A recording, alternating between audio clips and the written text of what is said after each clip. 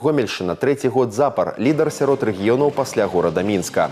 Дыпломы першай, другой і трэцяй ступеняў на заключным этапе рэспубліканскай алімпіяды заваяваў 121 прадстаўнік рэгіёна. Рыхтавалі навучэнцаў 40 настаўнікаў. Сярод самых выніковых прадметаў руская мова і літаратура.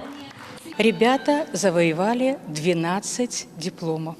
Это очень радует, очень успешное выступление. В этом году, как обычно, мы старались, трудились. В любом успехе, в любой победе 50% труда учащихся и 50% труда педагогов. У каманду нашай вобласці ўвайшлі больш за 218 дзяцей. Спаборнічалі па 18 прадметах. Лепшымі навучэнцы Гомельшчыны сталі ў 5 дысцыплінах, у тым ліку інфарматыцы, рускай і беларускай мовах.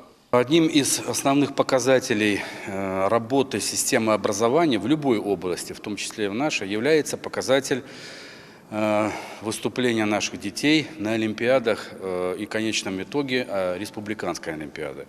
Мы практически каждый год очень серьезно подходим к этому показателю и серьезно работаем с детьми по подготовке их к выступлению на республике. Республиканская олимпиада по вучебных предметах – одна з ключавых падзей у адукацыйным жыцці Беларусі. Пераможцы маюць перавагі пры паступленні ў вышэйшыя навучальныя установы.